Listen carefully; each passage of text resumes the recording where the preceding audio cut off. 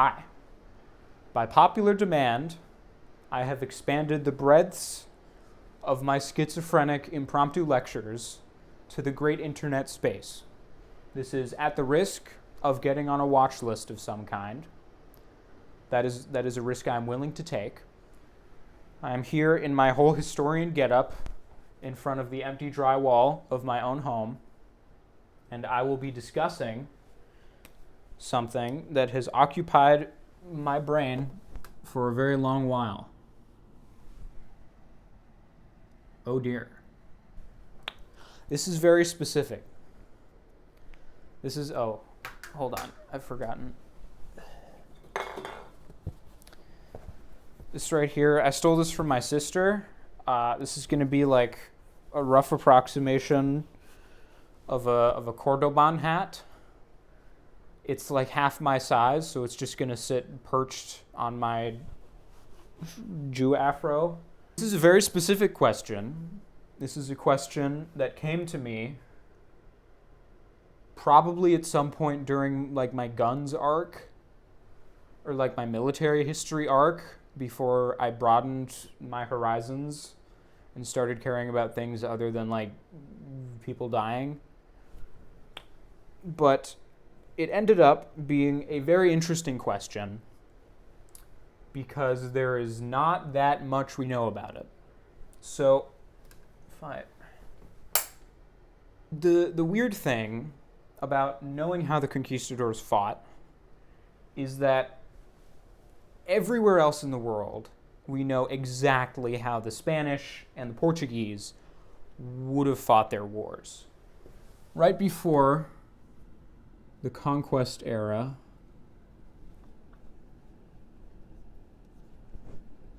which we will define as 1500 to 1599, there comes the Italian Wars, which happened around the 1400s. The Italian Wars were very important for a number of reasons, the biggest being that what could be called modern tactics developed during them. They took place on the Italian peninsula, which I am going to completely botch again,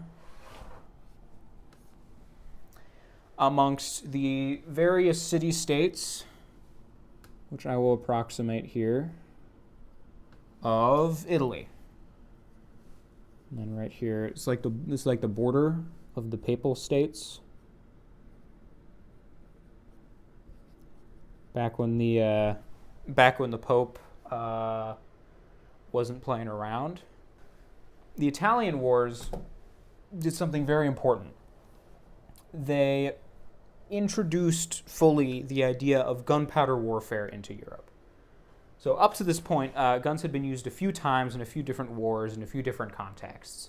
Like in the 100 Years' War, the French made very heavy use of artillery to destroy English and Burgundian castles. And then in the Hussite Wars, which at some point I will probably make an episode on, the Hussite peasant revolutionaries made very heavy use of handguns in a defensive context. In this case, handguns aren't pistols. They're like a tube. They're like a jar that you put on the end of a pole, and you stick like a match into it or like a torch, and that's how you shoot the gun. They exploded a lot. I wouldn't recommend it. I wouldn't recommend using one. It's not what the Founding Fathers intended. So the idea of gunpowder had been introduced to Europe. It was not a new idea. It had been around since even like the late 1300s. It had arrived via the Mongol conquests and the Silk Road. But what the Italian Wars did was legitimize guns in the field. So up to this point, if you've got like a castle here, holy frick, this marker. And then I'll draw like some French cannons here that are blowing it to little bits. Believe it or not, this portrayal of cannons is about on par with the period art. So I think I deserve a degree. So here, we have first our siege context, and this is where gunpowder first got used. So, French cannons, they're blowing up the wall.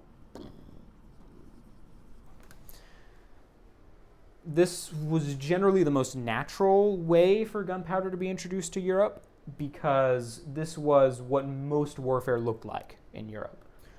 Most of the time in most conflicts, particularly between England and France, your battles would take place as sieges, taking strategic fortresses up and down each other's territory.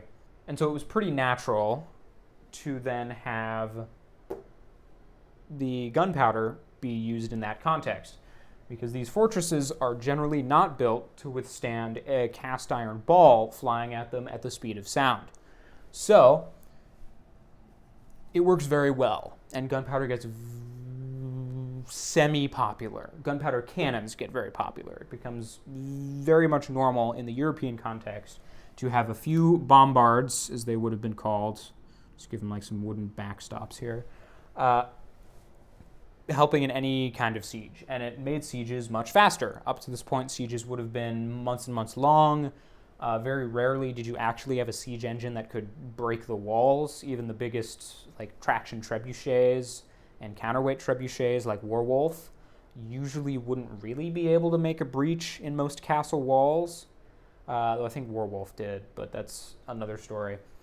And so the arrival of cannons and the ability to actually start putting holes in things was very important for European warfare, but it didn't quite revolutionize it yet. Because with cannons came the handgun,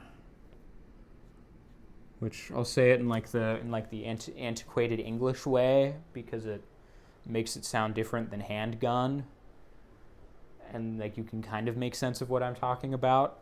And up to this point, the handgun had been used mostly as a militia weapon for towns, which at first seems kind of counterintuitive because it's very technologically advanced for the period, but it was mainly a logistical concern. Individual villages could pretty reasonably acquire the much smaller amounts of gunpowder and shot needed to operate and maintain handguns, whereas big militaries, they had these whole arrow and crossbow bolt industries that they had going. And while it was practical to knock down a castle really quickly, the handgun just wasn't enough of a force multiplier, or so they thought, to really warrant overhauling your whole logistical system for.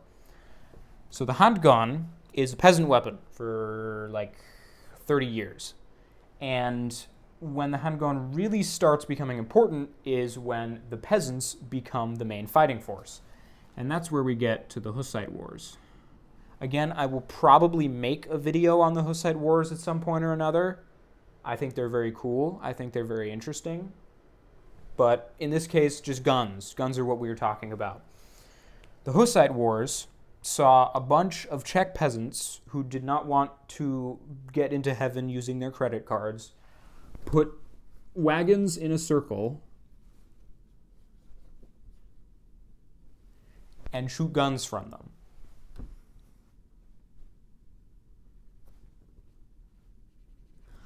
This is not a very hard idea to come up with. They defeated all of Europe this way. Charging headlong into anything ever was made completely obsolete by getting shot. The Hussites were very successful. We love the Hussites. We love shooting people. The Hussites went on to define European warfare for a very long time, because now people saw that in a defensive context, when you have your wagons in a circle or when you have a fortress, you can start using guns from it and they will work really well. But what still hadn't really kicked off in Europe was the idea that when you've got all your guys lined up, just give them a bunch of pikes so you can tell that's a lot of people. Or holding them vertically. When you're fighting on the field,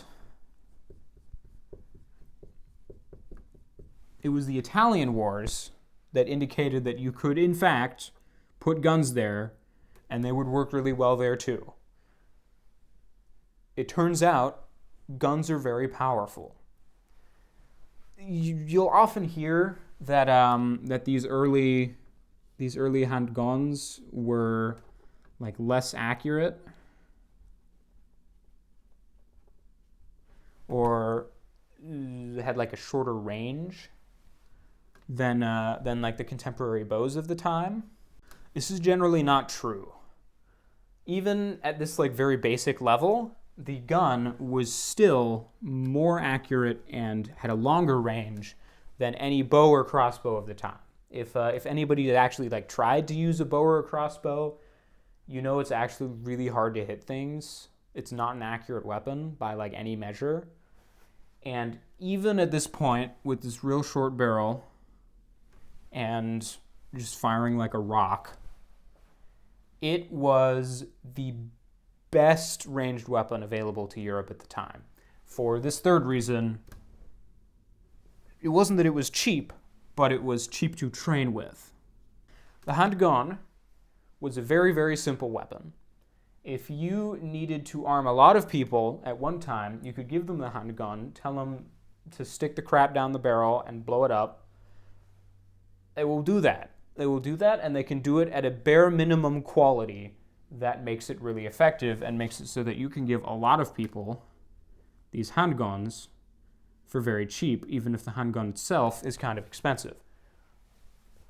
So it became more logistically practical, eventually, to field handguns. And that's what we saw in the Italian Wars, is people had begun realizing how effective they were, how effective guns were. They'd begun to develop what we kind of characterize as like a modern rifle with a proper buttstock. We would come to call this the arquebus. Sure, I'll spell that. I just realized my little microfiber cloth fell. I'm just going to put it over here. And it was at this point that tactics really started developing with the arquebus. So in Milan is where we see the biggest innovations. There is a condottiero. So condottiero is just a really nice name for an Italian like nobility mercenary, part of like one of the big wealthy merchant families.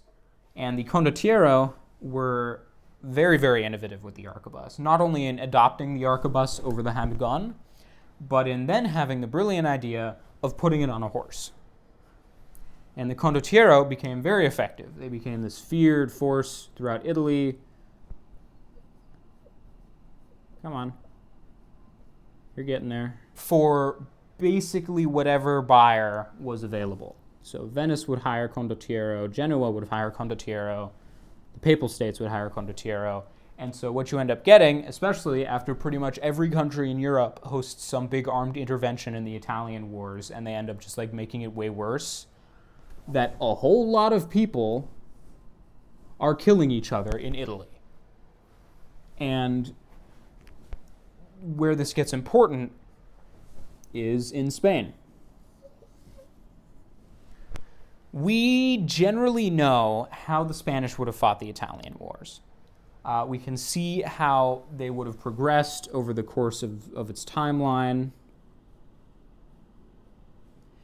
We can make out what are the beginnings of what's called the tercio system of combining pikes, which is very, very long spears, and shot, the arquebus, to defend the shot from cavalry while using the arquebus to kill enemy infantry. It's, when combined with cavalry, about as close to rock, paper, scissors as warfare ever got. And Spain, after participating in the Italian Wars, they have a very big army that is very expensive, and they have next to nothing to do with it. So we get what's kind of a familiar crisis in Spain. Spain has the problem that they have lots of trained veterans who are very experienced in the way of war, who have no job because Spain has downsized its military. They have downsized its military spending. And a lot of these people end up out of work. They've got pretty much whatever the Spanish military was willing to give them when they got fired. So that is usually swords and little shields. This one's called like an adarga. Looks kind of like a heart if you cut the bottom off. So now it looks kind of like a butt. This is bad. If you have enough sad, out-of-work veterans, they get kind of angry and they overthrow your government. This makes it sound like I'm leading up to Spain coming up with a clever idea to fix this problem. They totally didn't. They just lucked into like the solution, which was killing brown people. See, right after the Italian wars come to a close, over in Spain, something very interesting has happened. Columbus has discovered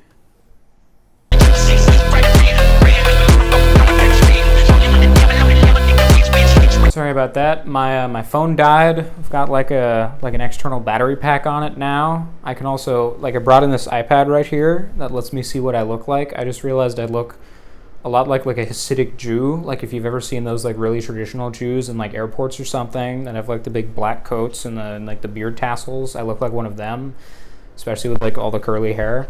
I'm gonna like adjust this a little bit. How's that look? All right, we'll roll with that. Okay, here we go. So the difference in tactics between the conquistadors and the indigenous peoples is as follows.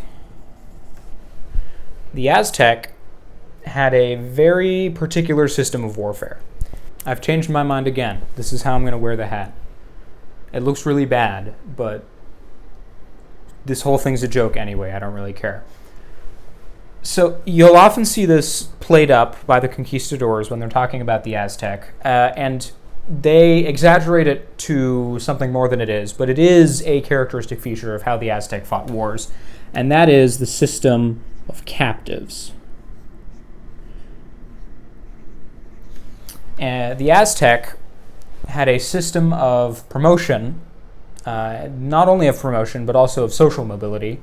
If you were a peasant, you could become promoted through exclusively the military by taking captives. These were principally for the system of human sacrifice that the Aztec had in place, which is another thing the conquistadors play up, but it's kind of hard to play it up because we have actual codexes from the Aztecs, and they also just really liked doing it. They had very high quotas for what making the sunrise looked like in terms of human blood. And so the captives were core to the Aztec system of society, and taking a captive often involved an act of bravery. This would usually be leaping into the enemy line and killing someone or disabling someone for captivity, or otherwise, change this again, taking a heavy risk to get a captive and to get your social mobility and your higher rank in the military. And what that creates, in a practical sense, is a military that, before it engages with the enemy, is extremely organized. They have a system of units, of squads, of battalions, like the Europeans do. They have a system of officers to command these squads and battalions. It's all very organized. The Aztec, in particular, will have a system of warrior cults that are completely dedicated to warfare, and they would be organized very rigorously with multiple levels of administration, and they would enter the battlefield very rigorously structured and with lots of scouting beforehand by one warrior cult, and with a big line-breaking charge by another warrior cult. But what would happen is once they would enter the melee with, we'll say, the Tlaxcala, who would have a similar system, but they wouldn't indulge in it through like arbitrary wars as often. The Aztec had something called flower wars, which were wars that existed solely to capture people on the battlefield so that peasants could get promoted to lords and so that captives could be taken for sacrifice. The Tlaxcala didn't do that. They didn't have the luxury of that. because the Aztecs were on their doorstep all the time, fighting flower wars with them. But the Tlaxcala have a similar system of captives for promotion, as do the Maya and all sorts of indigenous peoples. And to the point that the act of bravery part even diffuses down to the Inca, who generally eschew human sacrifice except in like extremely particular circumstances. They keep the act of bravery, and they have a similar problem, where units, when they strike the enemy, they will stay organized until they reach the melee. Because when they reach the melee, everybody in this unit wants to get the act of bravery. They want to be promoted to lord, they want to have servants, they want to have food, they want to have exciting things. So they jump into battle, and any kind of cohesion or order that the Aztec military had is completely gone.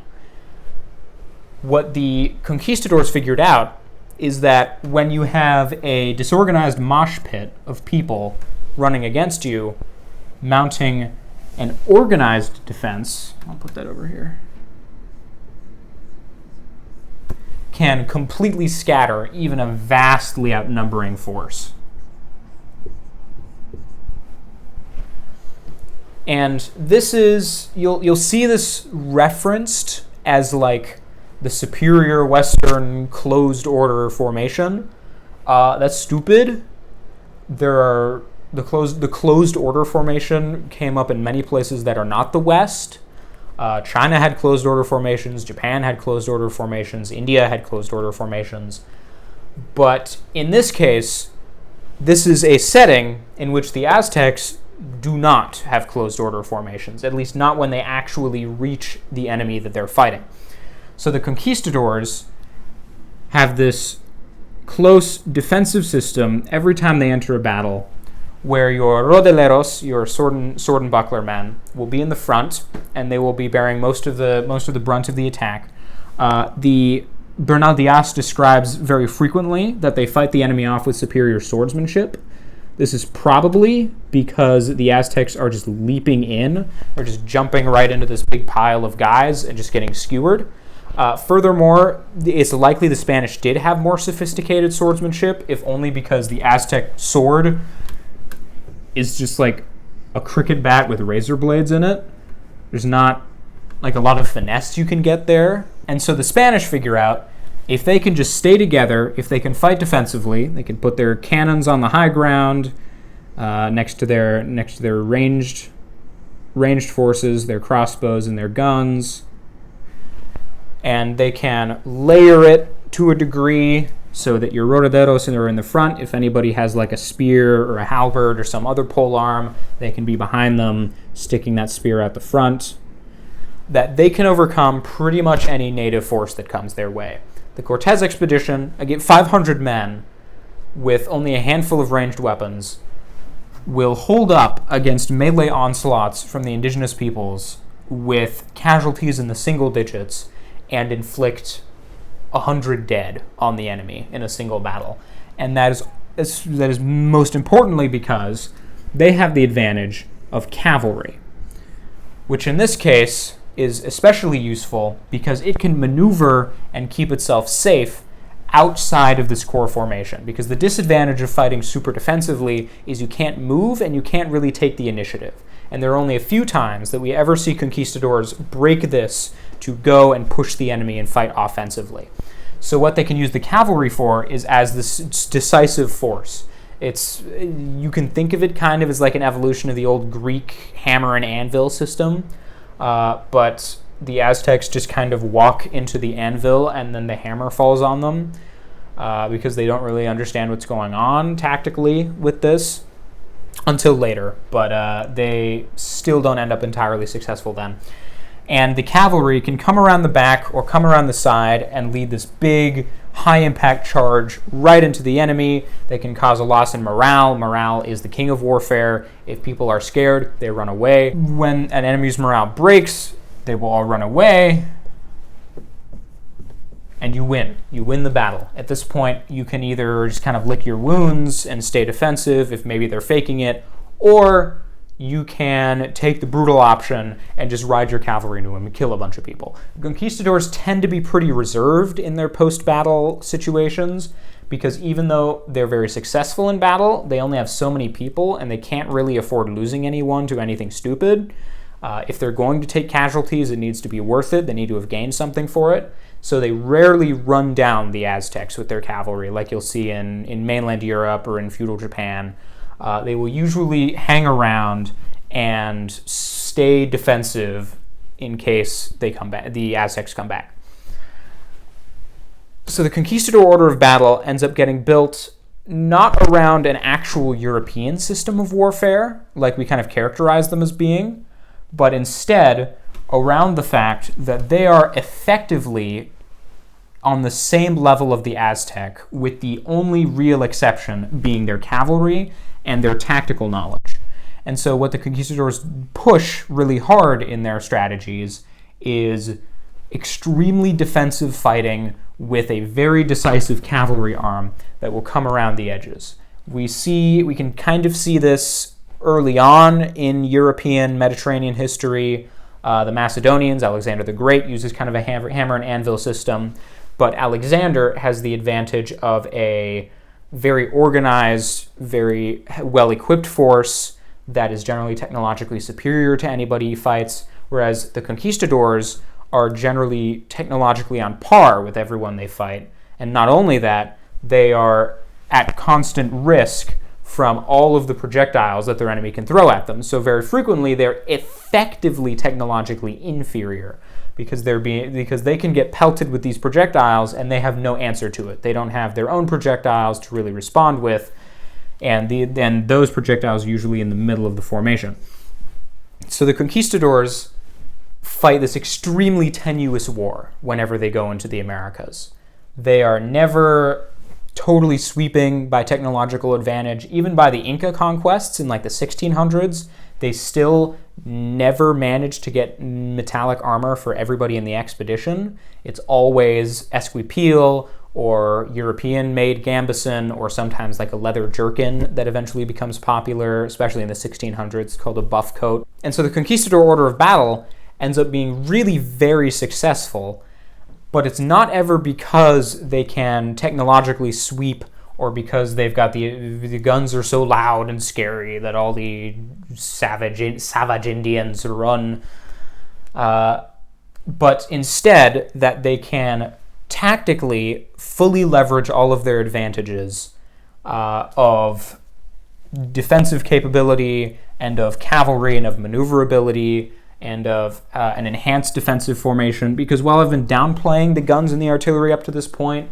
like, we can't ignore them. They were always going to be useful, and if you could protect them with this infantry, they are going to be effective and in like cutting lines here, even though they're generally not going to be as effective as just every single Aztec guy having a javelin that he can just lob. The conquistadors really make good use of this, which is a very rare incidence of like intelligence on the part of the conquistadors. A lot of these people are really dumb. Usually conquistador leaders like can talk more than they can actually do anything competent. So the conquistador system is really exceptional in that it is genuinely at a disadvantage in pretty much every context in which it fights. They will always be at a numerical disadvantage. They will always be at a projectile disadvantage. They will generally not be in a technological advantage. They will be broadly on par once everything balances out. But they're still able to succeed because they're able to leverage these Western tactics and succeed in an area where a societal system enforces a different kind of war. And so the Aztec captive system will end up falling apart. The Incan active bravery system would end up falling apart.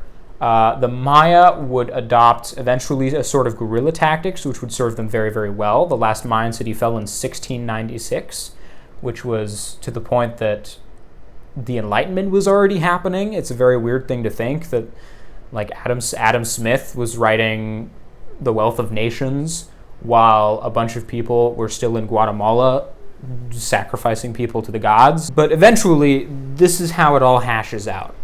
And it's very interesting to me. Maybe I'll put it in some like college paper at some point.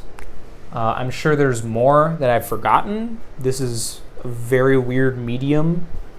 There are going to be a lot of cuts, as I'm sure you're going to see. Hopefully most of them are funny and tasteful.